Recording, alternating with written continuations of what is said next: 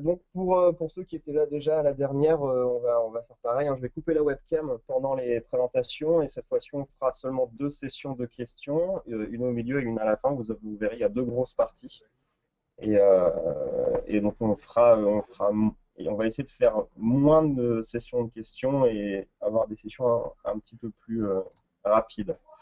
Euh, donc on va démarrer hop là, cette deuxième présentation avec les imports des différents assets qu'on peut avoir au sein d'un projet de Unity. On verra donc les textures et les modèles 3D. Ensuite, on va voir très rapidement euh, une façon d'optimiser ces scènes 3D avec le statique et le dynamic batching. On vous expliquera l'intérêt. Et on terminera avec la partie input qui est intégrée dans le moteur, qui permet de faire une abstraction clavier, souris, manette, etc. Et en tout dernier lieu, il y aura une partie spéciale sur l'utilisation des tags et des layers, plus particulièrement les layers physiques. Et on vous expliquera pourquoi dans notre cas, les layers physiques sont importants à utiliser. Donc pour les textures, j'ai mis trois exemples d'importation. L'importation d'assets se fait principalement par drag and drop, soit dans le projet, soit dans l'Explorer Windows, euh, qui correspond donc dans le répertoire assets qui correspond à votre projet. Mais à ce moment-là, Unity va importer les assets si c'est un modèle connu, un format connu. Pour les textures, c'est assez large. On va dire qu'il y a il y a peu de formats d'images qui sont L'ami, connus. Oui, même si principalement on va utiliser des formats standards tels que le les JPEG ou gars, le PNG, les amis, Ouais. mais on a beaucoup plus de formats que ça qui sont acceptés. les amis, il faudrait. Oui. Est-ce que vous pouvez démarrer le partage d'écran parce qu'on voit pas encore votre écran? Je pense qu'il y a eu un bug, il faut le désactiver. Ah, il me fait comme la dernière fois, il est activé, mais Ouais, après la webcam qui tape le merci. tac. Et hop, là c'est bon. Cool. Euh, oui, donc sur les formats, donc effectivement, on va utiliser le PNG qui gère la transparence. Le JPEG peut être utilisé dans certains cas. Pour ceux qui connaissent, on va avoir aussi le TIFF qui est géré lorsque l'on veut séparer le calque d'alpha pour des utilisations un petit peu particulières dans les shaders. On a les DDS qui sont gérés aussi, mais qui du coup grisent l'interface d'import qu'on va voir là tout de suite. Donc le premier qu'on peut voir à gauche, c'est le cas de texture classique standard, qui va être toujours en puissance de 2 et de préférence carré. Vous avez la possibilité de changer le mode de filtrage et d'avoir une taille maximum dépendante des plateformes. C'est-à-dire qu'on peut, par exemple, dire que sur du Windows standalone, on va avoir une taille maximum de texture à 2048 ou 4K. Et on va forcer la taille maximum à 1024 pour les versions mobiles, ce qui évite de dupliquer encore une fois les assets lorsque l'on fait un jeu ou une application multiplateforme, desktop et mobile. En dessous, on a une compression automatique qui peut être faite. On a différents choix de compression. Euh, on va conserver en règle générale. On verra qu'il y a un cas particulier dans la session suivante pour la GUI où on va pas compresser les textures pour avoir le moins de pertes possible. Euh, le panel central, c'est pour les normal maps et le panel droite, c'est pour les sprite UI. Donc, on va aller voir directement dans Unity à quoi ça correspond. Vous chargez une scène. Voilà. Donc, je me suis créé donc un répertoire texture, toujours dans le principe de bien séparer les assets et de ne jamais avoir de fichiers qui sont à la racine du projet.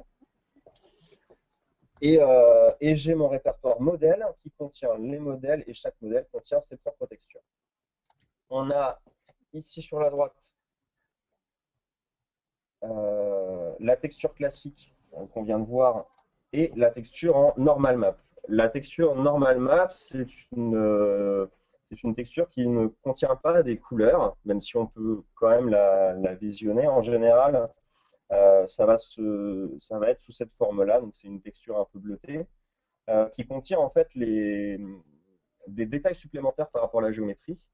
Euh, donc c'est les vecteurs de normal de chaque pixel qui sont encodés dans les canaux RGB. Et donc là, moi, je suis parti d'une texture classique et dans le mode normal map, je vais demander de générer ma normal map à partir du niveau de gris. Euh, donc j'ai pas créé la normal map directement, enfin à l'extérieur d'Unity, je l'ai créé directement dans Unity.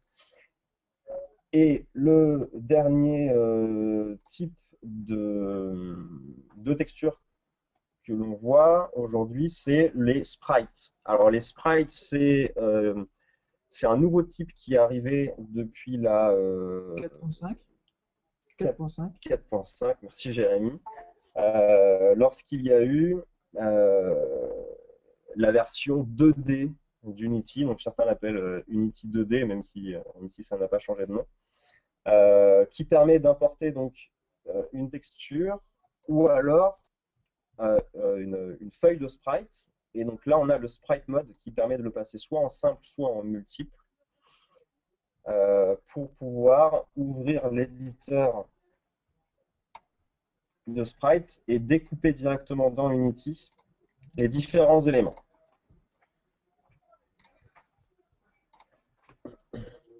À la différence des textures classiques qui vont être appliquées sur les modèles, ces sprites, pour les utiliser, il suffit de les glisser et déposer sur la scène pour pouvoir utiliser l'image. Et l'autre particularité des sprites, c'est que lorsque l'on... Hop là, voilà. Ce n'est pas utilisé avec un plan directement sur lequel la texture va être appliquée, mais il va y avoir une génération du maillage par rapport au canal alpha du sprite. C'est pour éviter ce qu'on appelle l'overdraw, qui est relativement gourmand sur les applications 3D, qui est d'avoir beaucoup de géométrie qui se superposent avec des couleurs transparentes dessus, et du coup il y a des multipasses de rendu pour pouvoir calculer le blending des images. Donc là, les sprites n'ont pas une géométrie carrée, mais une géométrie qui respecte ce découpage en alpha et qui évite justement donc l'overdraw. On va voir une utilisation rapide des sprites et une toute petite technique qui permet d'avoir un défilement qu'on utilisera sur le projet final pour le background. Donc cette technique, elle s'appelle le parallax scrolling. C'est une technique couramment utilisée dans le jeu vidéo. Donc pour expliquer rapidement, merci Wikipédia, ça correspond à donner une impression de profondeur à travers des portions de décor défilant à vitesse légèrement variable. Si on devait traduire ça, c'est simplement avoir plusieurs plans d'image, donc de background et de foreground, qu'on fait défiler à des vitesses variables, histoire d'appliquer un effet pseudo 3D dans le meilleur des cas, et dans le pire des cas, juste avoir un effet plus joli. Cet effet se fait aussi bien de manière verticale qu'horizontale. Donc dans des jeux comme plus vieux de l'ère 16 bits comme Sonic par exemple, typiquement quand on sautait en hauteur et très vite, on avait un parallaxe horizontal et vertical qui donnait une impression de voir la mer et le soleil levant un peu plus loin que à l'accoutumée sur les niveaux lorsqu'on était au sol. Donc rapidement, ce qu'on a fait, c'est un script sous Unity pour illustrer ce parallaxe et montrer en activité comment ça marche. Donc sur notre scène ici, on a plusieurs éléments, plusieurs petites îles comme vous pouvez voir, les floating islands.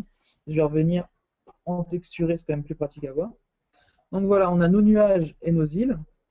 Chacun de ces objets a pour but d'aller à une vitesse différente pour donner cet effet de parallaxe. Je vous montre en activité. Si je bouge ma caméra, hop, bim bim, voilà. Si je bouge ma caméra et vous pouvez regarder sur l'écran du bas, ah oui, hop, on peut voir qu'effectivement tous mes objets ne vont pas au même rythme. Donc ça, c'est l'effet de parallaxe. Comment il est fait au sein d'Unity? Ici, on a fait très rapidement, hein, on a juste mis un parallax value. Ce parallax value, il correspond à mon... Ah oui, mince, désolé, je me souviens de Donc bref, mon parallax value, il correspond à la valeur à laquelle il va se déplacer par rapport à ma caméra. Typiquement, plus cette valeur est faible, donc plus cette valeur est proche de 1, plus je vais avoir une impression que mon objet est très loin de ma caméra et donc va être extrêmement lent. À l'inverse, plus mon objet a une grande valeur, donc typiquement les petites îles qu'on peut voir sur cette scène-là, plus il va avoir une impression d'être proche de la caméra et donc de se déplacer rapidement. Le script marche de manière extrêmement simple, hein, donc la valeur, comme vous l'a dit, la valeur de la parallax value. Ensuite, nous, ce qu'on a besoin, c'est de trois composantes. Fondamentalement, la plus importante, c'est la caméra, donc celle qu'on récupère en première ligne du fichier. On fait un find tag. Les tags, on expliquera ultérieurement dans la présentation comment s'en servir. Mais typiquement, on n'oublie jamais de taguer notre caméra par le tag main caméra. On n'a plus qu'à la récupérer. Ensuite, on s'en sert. On s'en sert en récupérant son transform. Donc c'est quand même plus propre et plus agréable de le récupérer. Bien sûr, certains vous diront que c'est pas obligatoire, qu'on peut juste récupérer la caméra. Mais si on fait les choses bien, on récupère le composante de notre caméra, son transform, et ensuite c'est ce transform-là qu'on va s'amuser à utiliser et à déplacer. Les champs parlent d'eux-mêmes, on récupère la position originale de notre objet pour s'en déplacer. Tout ça, ça me paraît évident. On va plutôt expliquer le update qui marche en 3 lignes. Donc j'ai mon transform que, hop, vous pouvez voir, ting, ting, on remonte. Le transform qui correspond à mon objet. Se transforme, je vais récupérer sa position, et c'est cette position, comme on a expliqué tout à l'heure, on prend la position originale de l'objet, on prend la position de la caméra en X, et on divise par notre quotient de parallaxe, notre parallax value. Pas facile à prononcer. Et ensuite, on applique ça directement à notre objet, ce qui fait le déplacer et lui donner cet effet-là. Hop. Voilà. Et donc, je remonte une dernière fois pour l'exemple, en n'oubliant pas d'être complet. Bim, mes objets ont une valeur différente. Et comme je le disais, il a une valeur proche de 1, c'est mon nuage. Il a une valeur plus élevée et c'est mes îles. Et celle-ci, les deux îles qui sont vraiment devant ont une valeur très très élevée. Donc cette technique-là, on a quand même effectivement un jeu qui va être en 3D. Mais pour éviter de devoir faire un décor qui est entièrement en 3D et qui va du coup s'étendre énormément sur l'axe Z, on va quand même utiliser cette technique de parallaxe pour avoir un décor qui va défiler tout au long du niveau. Le décor qui est en premier plan va être très étendu, mais ça va nous éviter de faire une très grande texture pour les nuages ou de mettre beaucoup d'objets de décoration en fond.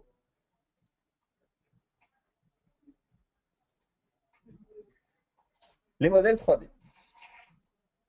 Donc là, encore une fois, les modèles 3D, on va passer en plusieurs étapes. On va d'abord vous expliquer comment les importer, les différents facteurs pour les importer. Et ensuite, on expliquera comment les appliquer à un projet et ainsi pouvoir s'en servir. Donc déjà, sur les modèles 3D, ce qu'il faut savoir, c'est qu'Unity accepte, fondamentalement, on va essayer de forcer à dire qu'il accepte que les FBX, il accepte d'autres formats, notamment 3DS, si je me souviens bien, mais on peut oublier, peu importe, parce que il est préféré. Si tu veux. Unity 3D va autoriser par défaut l'import de FBX et de OBJ, mais il va supporter aussi les fichiers qui sont directement sauvegardés de 3ds Max, de Blender, de Maya.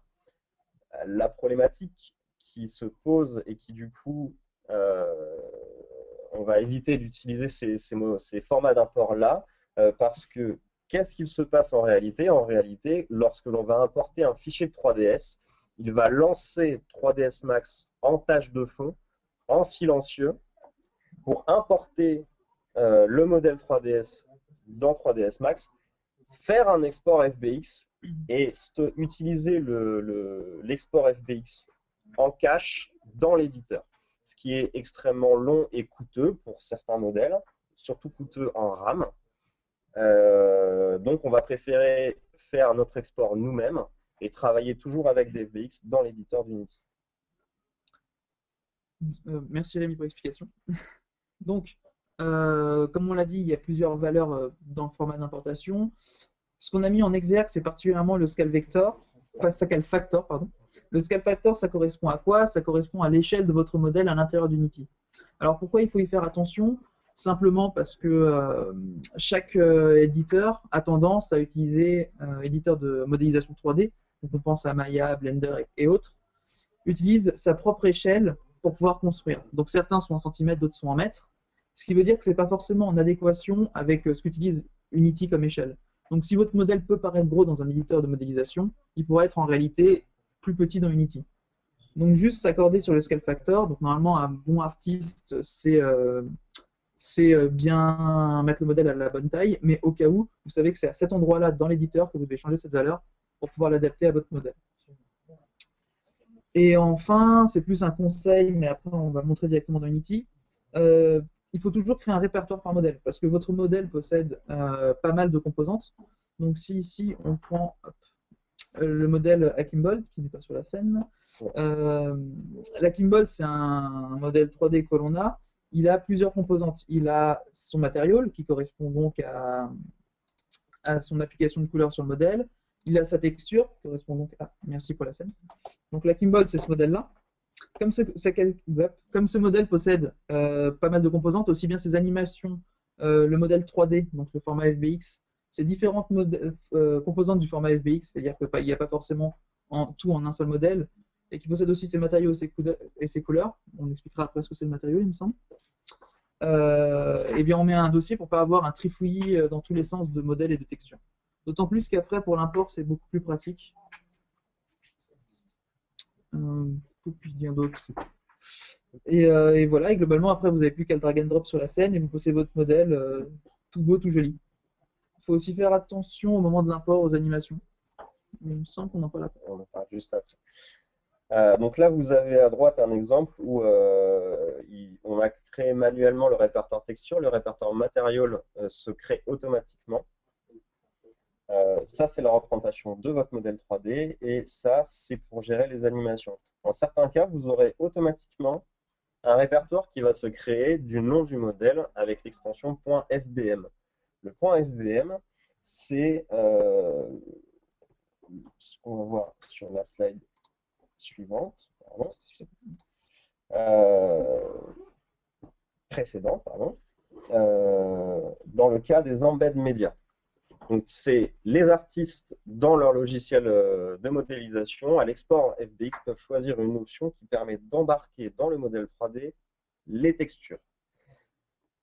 Lorsque cette option est sélectionnée, à l'importation dans Unity, il va dépacker ces textures et les placer dans ce répertoire .fbm. Donc, pour éviter de se retrouver avec un répertoire modèle qui contient tous nos FBX, plus tous nos répertoires de textures, plus un répertoire matériel dans lequel on aura tous les matériaux de tous nos modèles 3D, on va créer un répertoire pour chaque modèle pour bien, encore une fois, trier et avoir un répertoire de projet propre. Donc, deux choses qui vont donc avec les modèles 3D. Le FBX contient la géométrie, le maillage, les matériaux et éventuellement, s'il y en a, des animations. Les matériaux, à quoi ils servent? Les matériaux, en fait, ça va faire la liaison entre les shaders, les textures et le modèle 3D. C'est-à-dire qu'un matériau contient un shader. Le shader expose des slots de textures. On va glisser les textures que l'on souhaite utiliser dans ces différents slots. Là, à droite, vous avez un exemple donc, de bump spéculaire. Et donc, vous avez la base, donc la main texture RGB. Le côté glossy qui sera utilisé par la spéculaire qui est sur le canal alpha de cette texture. Et en second slot, la normal map qui permet de faire l'effet de bump. Et ensuite, donc, les animations. Les animations sont embarquées également dans le FBX. Et il y a une toute petite subtilité depuis l'arrivée de Mecanim qui veut que, par défaut, lorsque l'on glisse un modèle 3D sur la scène, il ne va pas être animé d'office. Là, on peut voir sur la droite ce qu'un modèle 3D contient. Le root du modèle 3D contient comme component, donc toujours le transform, ce qu'on a vu la dernière fois, qui qui est constant sur tous les GameObjects. Et il va avoir aussi comme component un animator. Cet animator attend un contrôleur qui par défaut est vide. Et donc on va devoir le créer manuellement dans l'onglet Project à l'aide d'un clic droit, tout simplement, créer. Et là on a animator contrôleur.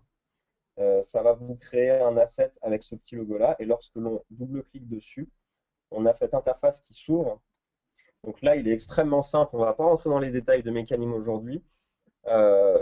C'est juste pour vous expliquer que les animations sont gérées non plus en script maintenant, mais grâce à Mecanim. Et pour pouvoir animer un modèle 3D, par défaut, on a un contrôleur qui se trouve sous cette forme-là. On va aller chercher en dépliant notre modèle 3D le fichier, le composant animation, on glisse dedans. Et la couleur orange dit que c'est ce state-là qui sera joué par défaut. Une fois que ça c'est fait, sur notre objet 3D, on peut mettre notre contrôleur en paramètre de l'animator. Et à ce moment-là, lorsque l'on va lancer la scène, on aura bien, donc là il y a quelques parties du modèle 3D qui sont animées, on aura bien notre animation qui va se jouer. Par défaut également, ces animations sont en once, c'est-à-dire qu'elles vont se jouer qu'une seule fois. Pour activer, comme dans ce cas-là, la loupe d'animation, on voit qu'on ne peut pas modifier l'animation qui est embarquée dans l'FBX. Elle est en read-only, tout simplement parce qu'elle dépend du fichier FBX en lui-même. Et à ce moment-là, on doit aller dans l'onglet animation. Et là, on va avoir les paramètres d'importation qui nous permettent de le passer en loop.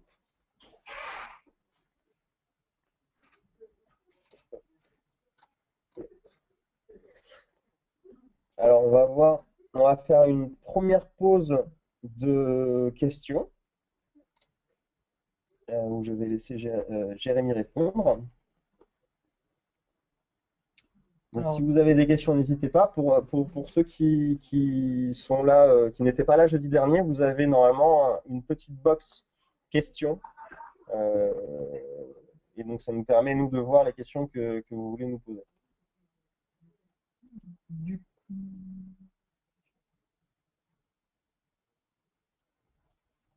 Alors, question, c'est quoi la différence entre modifier le scale factor ou modifier le scale vector 3 dans l'inspecteur directement?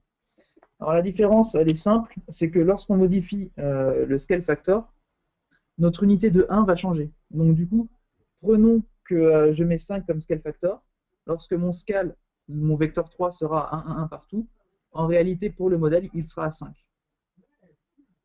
Donc pour essayer d'expliquer ça un petit peu différemment, il y en a un qui va s'appliquer à tous les modèles, qu'importe celui qu'on va importer, et un qui va s'appliquer simplement à mon instance courante dans ma scène.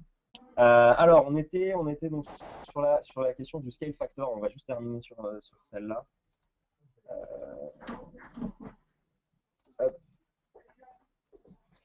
Que je la retrouve. Donc, le scale factor, oui, voilà, et le scale dans l'inspecteur. Le scale factor modifie le maillage directement, alors que le scale dans l'inspecteur va modifier la matrice d'affichage du modèle qui peut poser des problèmes. Dans certains cas, on verra donc le statique et le dynamic batching juste après. Et dans ce cas-là, on a besoin de conserver un scale unitaire, on va dire, pour que le batching fonctionne au sein d'Unity.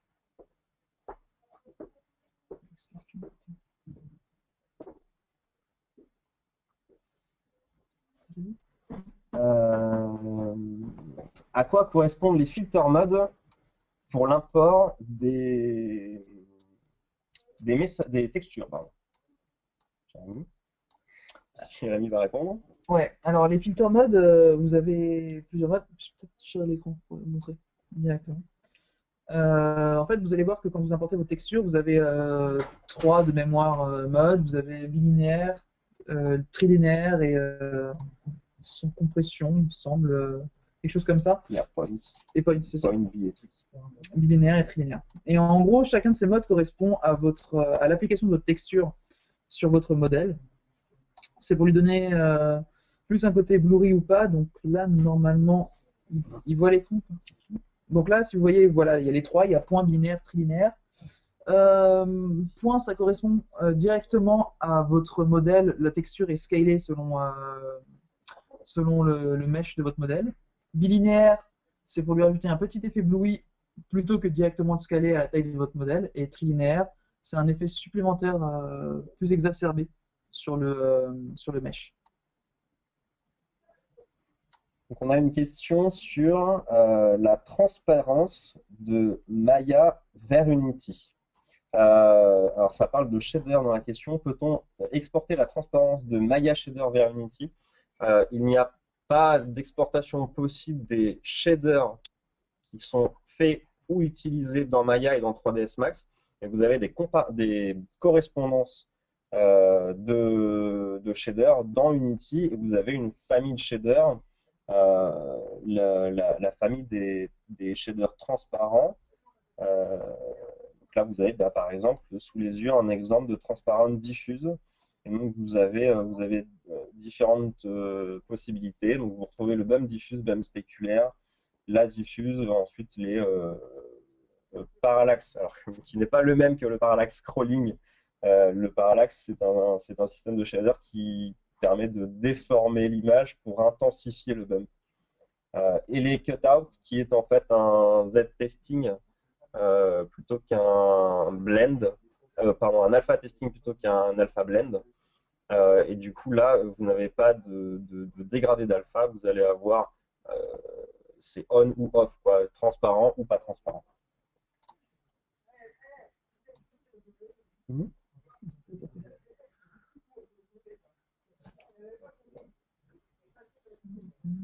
Deux particules chez nos sprites par rapport aux autres. C'est notre sprite, c'est tout.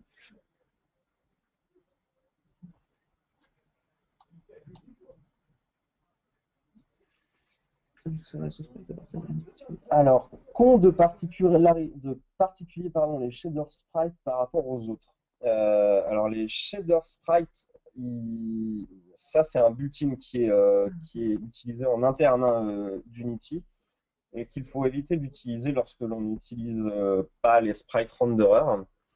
Déjà, donc ils ne sont pas sensibles à l'éclairage, donc c'est un vertex fit par défaut. On peut avoir un shader sprite diffuse également pour avoir de l'éclairage dessus.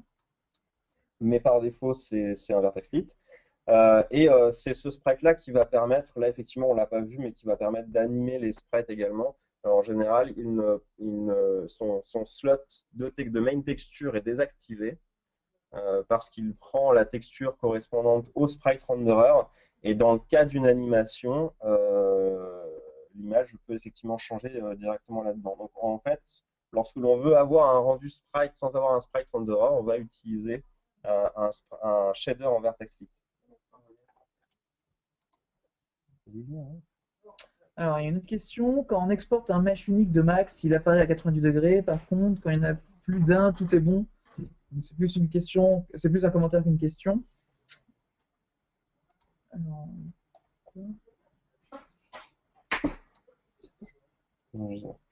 Alors en fait, la réponse est toute simple. C'est dû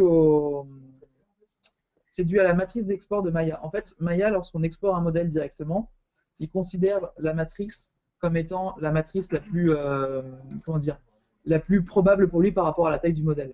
Donc, ça ne le fera pas sur toutes les formes de modèles. D'ailleurs, sur les primitives de type carré, sphère, triangle, normalement, on a un bon export avec la matrice en bas. Par contre, lorsqu'on fait un personnage et donc il a une plus grande hauteur, il va considérer que l'export, la matrice sera derrière lui, parce que c'est la taille la plus haute de modèle. Donc du coup, si on exporte plusieurs modèles en même temps, plusieurs instances, la matrice devient plus grande, forcément, puisqu'il y a plus de modèles disparses. Et donc, elle redevient normalement à la bonne position lorsqu'on remet dans Unity.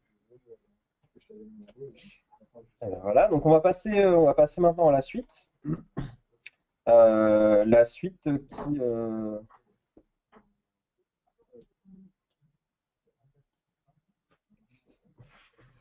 On répondra à la dernière question peut-être tout à l'heure. On va vraiment enchaîner. Alors je vais désactiver la webcam. On va relancer. Hop. Voilà. Et donc là, sur la deuxième partie, on va essentiellement utiliser l'éditeur pour vous faire des exemples. Et donc, on va démarrer par le statique et le dynamic batching. Donc en premier lieu, on va parler du statique, hein. D'abord, qu'est-ce que c'est que le batching? Le batching, ça revient à regrouper un ensemble de modèles pour optimiser leur affichage dans notre jeu. Donc typiquement, on parle de static batching lorsqu'on parle de tout ce qui sera dans notre jeu statique. Ce qu'on entend par là, c'est-à-dire si vous avez des props dans votre jeu, prenons un mur, euh, prenons le sol, il n'a aucune raison de bouger. Donc votre modèle sera nécessairement statique. Dans ces cas-là et dans ces modèles-là, il n'y a aucun intérêt à les mettre en dynamique. Et donc on fait un regroupement de modèles de tous ces props complètement statiques en les batchant tous les deux en un seul et gros modèle, si vous voulez. Donc on va montrer directement dans Unity à quoi ça ressemble. Hop, hop. Donc là, c'est un mauvais exemple puisque le seul modèle que j'ai sous la main est un modèle qui sera dynamique puisque c'est notre vaisseau. Mais typiquement dans Unity, c'est juste ici qu'on va dire à notre modèle est-ce qu'il est statique ou non. À savoir qu'en plus, on peut dérouler la box en lui précisant quel type de statique il est. Donc par défaut, on a tendance à mettre everything, mais on peut juste considérer que c'est la light map qui sera statique. Est-ce que ce sera son navigation mix qui sera statique? Et dans notre cas, nous, ici, qui est plus important, est-ce que ce sera le batching, donc le rendu de tous les modèles ensemble qui sera statique. Il y a quelques règles à avoir pour mettre un modèle en statique ou non, mais dans la globalité, souvenez-vous qu'il faut toujours faire en sorte que votre modèle n'ait absolument rien de dynamique sur lui. Donc aussi bien aucune animation, aucune physique, aucun rendu de lumière dynamique depuis le modèle. Bref, ça doit être vos props qui ne bougeront jamais du jeu. Alors, le static batching permet d'économiser ce qu'on appelle des draw calls.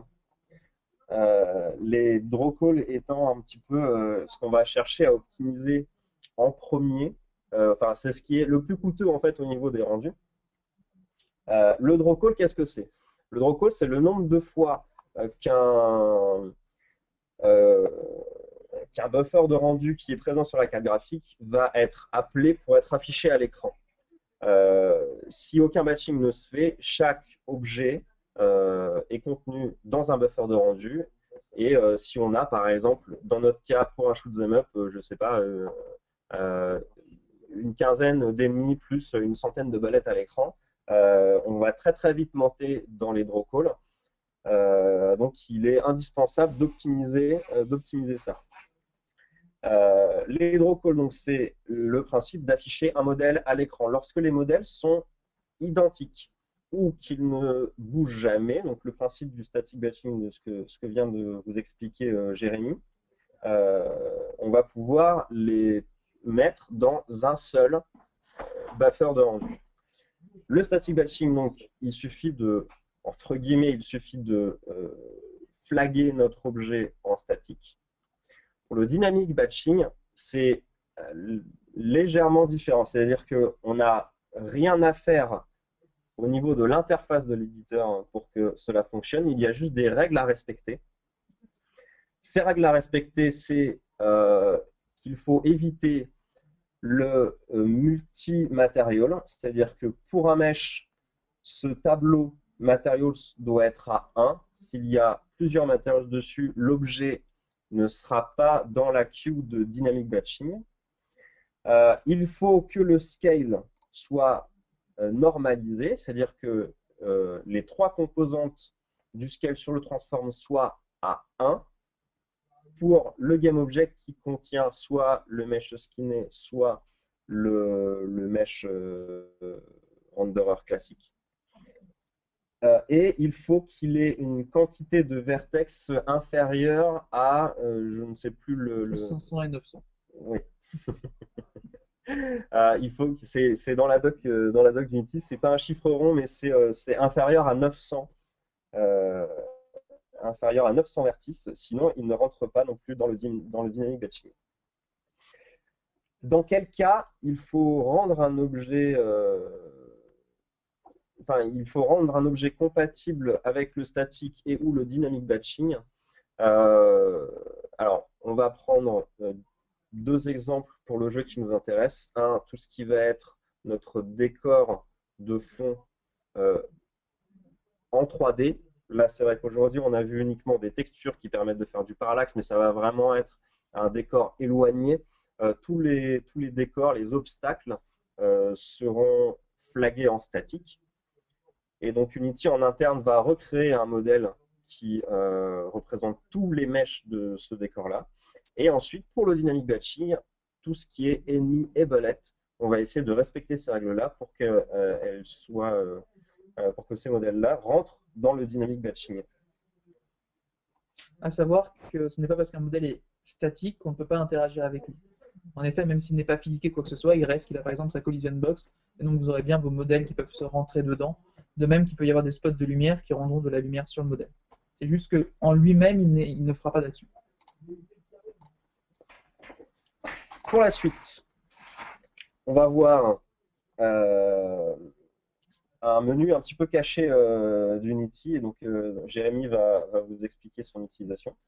Donc, dans Unity, on va voir comment gérer vite fait les inputs. Alors, vous allez dans votre éditeur, ensuite vous avez juste à descendre tout en bas jusqu'à Project Settings et directement d'aller dans le menu Input. Donc vous vous retrouvez avec un menu relativement vide pour l'instant avec marqué Axe. Si vous le dépliez, vous voyez toute une liste d'inputs. Donc vous avez horizontal, vertical, Fire. On va en déplier un au pif, on va prendre Fire 1, bim. Et là, vous avez toute une description de à quoi correspondra Fire 1. Donc vous pouvez laisser par défaut comme ça actuellement. Vous avez la description des touches qui doivent être utilisées. Vous avez le nom qui est mis. Vous pouvez rajouter une description plus précise pour vous. C'est juste à titre de note. Unity ne le prendra pas en compte. Et d'autres valeurs comme gravité, la dead zone et sensibilité. Donc ça correspond typiquement si vous avez un stick analogique à la valeur dans laquelle votre stick analogique va. C'est la caméra? La valeur avec laquelle votre stick analogique va pouvoir être dans une morte ou non. Parce que vous savez bien que lorsque vous remettez un stick analogique à 0, généralement il a tendance à ne jamais être complètement à 0 et donc avoir des petits effets de bord, votre personnage qui bouge alors que vous ne voulez pas. Comment ça s'utilise? Ça s'utilise assez simplement. Vous pouvez rajouter, vous pouvez créer vos propres inputs vous-même. En changeant la size qui est en haut. Donc nous on va par exemple mettre ici 20. Ce qui va avoir comme conséquence de me rajouter 2 inputs tout en bas. Hop. Donc il a par défaut dupliqué le tout dernier qui était cancel. Ici, je peux lui mettre un nom. Je vais l'appeler input test. Input test, c'est plus français, anglais, peu importe. Input test. Ici, je lui dis ça correspond à quelle touche. Donc c'est escape. Je vous réfère à la doc d'Unity pour savoir le nom exact de la touche. Nous, on va par exemple mettre R, qui correspondra à la touche R. Merci. Je suis quelqu'un d'assez logique dans ce que je fais. Et ici, ça correspond à ce qu'on appelle des inputs alternatifs. Donc, ça prend en compte, par exemple, la manette. Est-ce que vous voulez que lorsque vous branchez une manette d'une quelconque marque, que ce soit le bouton A, B ou C, eh ben, c'est ici qu'il faut le dire. Unity ne va pas reconnaître bouton X, bouton A, ce genre de bouton-là. Il va reconnaître un nombre d'inputs prédéfinis au nombre de mémoire de 12. Mais là, encore une fois, mieux vaut aller à la doc pour savoir quel bouton prendre. Il prend aussi, bien entendu, les triggers, c'est-à-dire les touches arrière de votre manette qui ont une sensibilité, les joysticks, les boutons start, pause et les croix directionnelles. Et donc tout est à rentrer ici. Et après, d'un point de vue code, vous avez juste à appeler votre bouton avec un input.getButton et lui mettre son nom. Nous en toutes lettres que vous avez rentré ici dans Name. Ou getAxis. Ou getAxis, effectivement, pour le cas des joysticks. Et le getAxis va fortement utiliser les variables gravity de ce menu d'input parce qu'il faut en fait imaginer que chaque input qui est renseigné dans ce tableau-là peut faire référence à un joystick, même si c'est 2 boutons. Vous allez avoir le bouton positif et le bouton négatif qui correspondent à la gauche et à la droite d'un joystick. Et pour pouvoir simuler le côté analogique d'un joystick, on va avoir des valeurs de sensibilité et de gravité. La gravité est en fait la valeur utilisée pour simuler le retour à 0 lorsque l'on lâche un bouton. Donc on va enchaîner sur une nouvelle partie. Cette fois-ci, après vous avoir parlé des inputs, on va parler de tout ce qui est tag et layer au sein d'Unity. On en a parlé vite fait tout à l'heure au sein de la main caméra. Et donc on va approfondir la notion maintenant en vous montrant qu'on peut taguer tous les objets dans Unity ou les mettre sur tous les layers qu'on a en haut. Alors, pour les tags, je sais qu'on a eu des questions déjà la dernière fois dessus. Les tags, c'est ce qui se trouve dans l'entête d'un GameObject à gauche. Et donc, vous avez déjà une liste de tags qui sont prédéfinis. Et vous pouvez ajouter des tags en cliquant tout simplement sur Add. Et ça se présente sous forme de tableau qui a une taille qui peut être infinie. C'est-à-dire qu'on peut ajouter autant de tags que l'on veut dans notre projet. Et donc là, si je crée un tag test, je vais sur ma light par exemple, qui n'est pas taguée, j'ai mon tag test qui apparaît et je peux la taguer. Notre main caméra par défaut a son tag main caméra et il y a 3 tags qu'il faut essayer d'utiliser un maximum dans les scripts que l'on verra sur les prochaines sessions. On va fortement les utiliser. C'est le tag main caméra pour récupérer la caméra qui rend le jeu. On verra qu'on peut avoir d'autres types de caméras. Le tag player qui va faire référence dans notre cas au vaisseau. Ça va permettre au script de pouvoir interagir avec la caméra du joueur et le vaisseau du joueur sans forcément prendre en référence donc dans des champs publics ces objets-là. Et le dernier, le tag respawn. Le tag respawn qui est utilisé pour éviter de recharger une scène lorsque l'ennemi meurt. On va éviter de faire des destroy et des instantiates. On verra que l'instanciation est très coûteuse au sein d'Unity. Donc on va, en cas de mort, simplement désactiver l'objet player, récupérer l'objet respawn et replacer l'objet player sur cet objet-là. Ça nous évite un chargement de scène et ou des destroy instantiates du player. Et enfin, pour terminer, on va parler donc des layers. Les layers qui se trouvent à droite sur l'entête d'un GameObject, qui sont gérés de façon légèrement différente. Donc, par défaut, vous avez également des layers qui sont pré-renseignés. Et vous pouvez en rajouter. À la différence des tags, vous n'avez pas une quantité illimitée de layers. Vous en avez 32, tout simplement parce que les layers sont stockés non pas sous forme de chaîne de caractères dans un tableau comme les tags, mais dans un int. Et donc, c'est un champ de bits qui permet d'utiliser les layers. On va appliquer un layer à un objet, mais on verra qu'une caméra, ici par exemple, que je le retrouve le culling, ici, culling mask, c'est une liste où on peut cocher et décocher les layers que l'on veut. Et là, en fait, c'est les bits de l'int qui contient, qui est utilisé pour ces layers-là, qui sont mis à 0 ou à 1. Donc c'est pour ça que dans la liste des layers que l'on peut rajouter, on est limité à 32. À quoi peuvent servir ces layers? On ne va pas s'étendre sur l'utilisation au sein d'une caméra. Pour faire simple, ça s'apparente au calque dans un Photoshop. Si on met plusieurs caméras, on va pouvoir dire que la caméra 1 rend tel et tel layer, et donc tous les objets présents dans ce layer-là seront rendus par cette caméra et pas les autres. Et donc dans une seconde caméra, on va activer les autres layers et on se retrouvera avec un système de calque comme dans Photoshop. L'utilisation qui va nous intéresser aujourd'hui, ça va être l'utilisation pour le moteur physique. Pour illustrer ça, on va imaginer, ce qui sera mis en place encore une fois sur la prochaine session, les tirs du player et des ennemis. Sur un shmup, on va souvent avoir des vagues d'ennemis qui vont tous tirer ensemble et tous ces éléments-là seront physiqués et vont réagir à des collisions. Lorsque une belette va atteindre un obstacle ou, dans le cas du player, va atteindre un ennemi, ça va détruire la belette et, dans le cas de l'ennemi, détruire la belette et l'ennemi et attribuer des points au player. Mais il faut éviter que les tirs des ennemis touchent les ennemis eux-mêmes et touchent les autres tirs d'ennemis. C'est-à-dire qu'il faut éviter que les missiles détruisent les autres missiles, sinon c'est très compliqué de faire un jeu de shoot.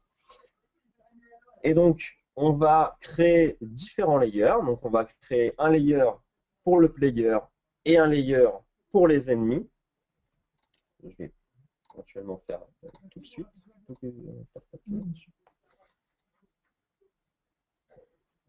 Voilà.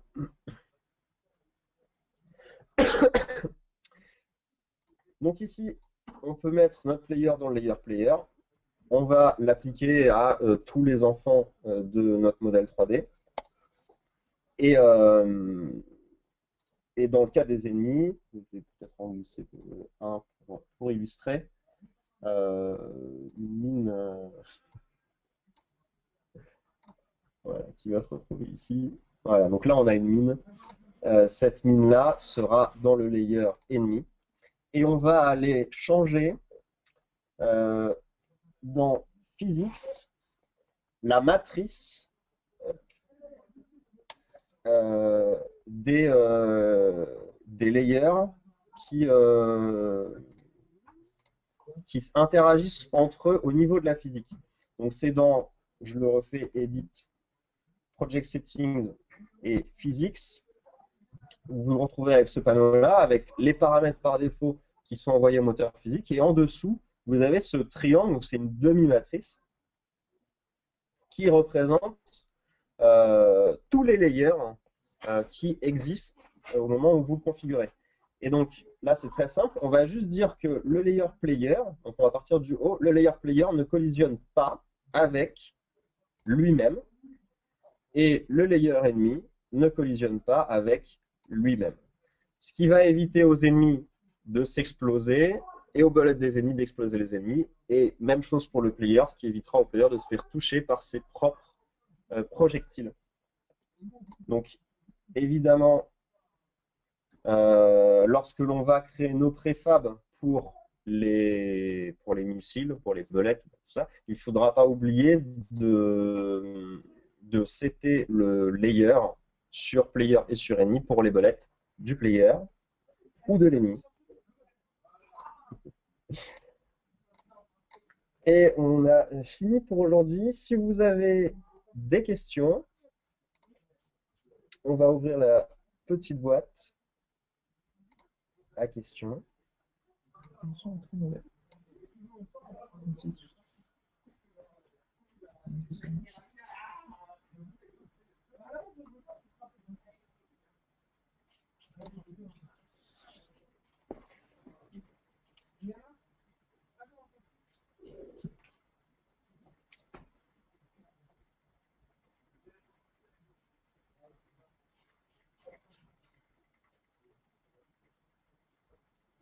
Alors, la question qui est présente là-dessus ne concerne pas vraiment Unity.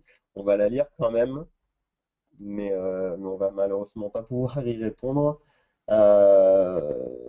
Dans le cas d'une reconversion professionnelle, est-il possible de passer par des formations telles que e-Tribar et Institut Airline ne pourront pas reprendre une formation en 3 ans standard. Malheureusement, je ne connais pas ces formations, donc ça va être compliqué d'y répondre.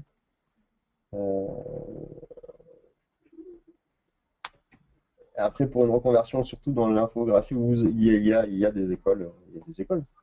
Il y a plein d'écoles. Après, je ne sais pas si on est censé faire la pub particulièrement pour des écoles. Non, pour une reconversion professionnelle, je connais pas d'instituts qui font de la formation spécifiquement pour le jeu vidéo. Après, il faut pas oublier que faut être autodidacte quand on fait de l'informatique de façon générale. et encore plus dans le jeu vidéo parce qu'on a beau être dans un corps de métier attitré, c'est-à-dire que le développeur va développer, l'artiste va produire des assets. Il y a une très forte interaction entre ces différents métiers-là lors d'une production. Et donc, on est obligé de connaître les problématiques de chaque métier et donc de s'auto-former, pas au point pour un développeur de savoir produire des assets, ni pour un artiste de savoir développer, mais au moins de connaître les problématiques de l'un et l'autre. Et donc, le côté autodidacte est vraiment très, très important. Sans oublier, sans oublier que les technologies évoluant constamment, euh, pour ma part, par exemple, tout ce que j'ai appris à l'école sont des technos qui ne sont plus utilisés pour une grande part des technologies spécifiques que j'ai vues à l'école. Et celles que j'utilise à l'heure actuelle n'étaient pas enseignées à l'heure où j'étais étudiant. Alors la question suivante, est-ce que le dynamic batching est brisé dans tous les cas d'instantiate? Alors a priori, mais même pas a priori. En gros, le dynamic batching n'est pas brisé dans tous les cas d'instantiate. Il est brisé que dans les cas où on va modifier depuis le modèle que Unity va considérer comme source. Donc typiquement, si on modifie son scale ou sa texture, le dynamic batching va être pété. À part ça, normalement, tout est bon. C'est ça. Peut-on mélanger des sprites 2D et des objets 3D? Oui, il n'y a absolument aucun problème. D'ailleurs, lorsqu'on regarde dans Unity, L'écran. on voit très bien qu'il y a une petite icône pour passer de 2D à 3D. Et hop, lorsqu'on clique ici, voilà, on voit que c'est qu'une question de rendu et de perspective vis-à-vis de la caméra. Donc on peut très bien faire un jeu tout en 2D pour les décors avec des modèles 3D, vice-versa. Peu importe.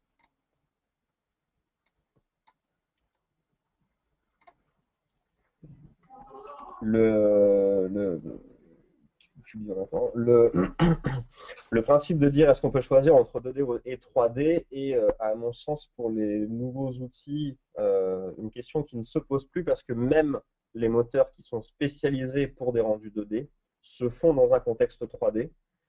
Et donc, dans le cas d'Unity, qui est un moteur 3D, il serait aberrant pour eux de demander aux développeurs de choisir au début du projet 2D ou 3D et de désactiver la 3D dans le cas d'un rendu 2D. Euh, donc non, on peut très bien mélanger des modèles 3D issus de FBX avec des sprites issus de textures et avoir une caméra en perspective ou en ortho pour rendre l'un ou l'autre, ou les deux. On peut avoir des mèches pour de l'ortho sans problème. Je prends la question qui est raccord avec ça. Par contre, les colliders 2D et 3D collisionnent-elles entre eux? Non, car chaque fonction, lorsqu'on les appelle, auront leur propre instantiation. Pour les uncollision, pour les modèles 3D, ça s'appelle simplement uncollision. Et pour les modèles 2D, enfin les sprites 2D, du coup, ce sera uncollision 2D. Donc chacun a ses propres interactions. C'est ça. L'explication simple, c'est que la 3D est gérée par le moteur Physics, la 2D est gérée par le moteur Box 2D. Dans certains cas, on verra des interactions, mais c'est des effets de bord de la physique. Donc, il ne faut absolument jamais mélanger, par contre, physique 2D et physique 3D dans Unity. Dans les settings, tags et layers, à quoi correspondent les built-in layers qui sont vides et visiblement bloqués par défaut? Alors, c'est simplement des built-ins dont a besoin Unity pour fonctionner et qui juge étant, selon lui, pertinent et devant être utilisé. Oui, on peut les reprendre pour peut-être donner des exemples d'utilisation. Non, c'est pas grave. Non, donc, tu vas faire du temps faire add tag aussi. Donc il y en a plusieurs, hein. Il y a Water, il y a Transparency, FX, il y a Inner Raycast, UI. Donc c'est simplement c'est les built-in qui sont usuels. Disons que pour UI, typiquement, ça va correspondre à votre GUI et tout ce qui va être affiché sur votre écran. Voilà. C'est pour avoir une caméra séparée qui rend la GUI et une autre caméra qui va rendre le jeu. Vous mettez tous les éléments de GUI dans le layer GUI et une caméra qui ne rend que ce layer-là. Et une seconde caméra qui va rendre le jeu et qui ne rend pas le layer GUI. Vous verrez que les caméras vont s'afficher l'une après l'autre à l'écran, ce qui permet de séparer les deux rendus. pour le in-your raycast, dans le cas d'un raycast, lorsque l'on utilise les raycasts en script, tous les objets qui sont dans le layer in-your raycast seront ignorés, bien sûr, d'où son nom. Les transparentes FX peuvent être utilisées pour exclure des objets d'une passe d'éclairage. C'est-à-dire que on va, comme sur les caméras, sur les lumières, on a les différents layers sur lesquels la lumière s'applique et on peut exclure le transparent FX pour éviter un éclairage aberrant sur une surface transparente. À savoir qu'Unity en utilise 3 de plus juste pour lui-même pour fonctionner en interne. Question suivante, c'était peut-on afficher plusieurs caméras sur la même vue? Oui, il n'y a aucun problème. Et justement, en jouant sur ce qu'on a vu aujourd'hui, notamment les tags et les layers, on peut avoir une caméra qui va rendre que le background. Imaginons qu'on veut faire un jeu de réalité augmentée. Une caméra va se charger de faire que justement filmer ce qui se passe à l'extérieur. Et l'autre caméra va vous afficher tous vos éléments de jeu par-dessus. Sinon, on peut donner un exemple très rapide. Normalement, je suis toujours en partage d'écran, oui. Si vous souhaitez avoir un jeu en split screen, il vous suffit de dupliquer la caméra et dans un premier cas, là, je vais ranger cette fenêtre-là. C'est ici, on va mettre 0,5 et la seconde sera également en largeur 0,5. Donc, c'est des coordonnées qui sont normalisées, c'est-à-dire que quand je le mets 0,5, c'est-à-dire que ça prend la moitié de l'écran. Et X, c'est le décalage qui se fait par rapport au bord de l'écran. Pareil, en normalisé, donc 0,5. Et donc là, j'ai bien deux caméras. Si j'en bouge une, on aura bien un rendu sur le côté gauche et l'autre caméra qui sera sur le côté droit. On peut changer la couleur de fond, par exemple, pour bien voir la différence. Donc il est tout à fait possible d'avoir deux caméras simultanément sur une seule scène.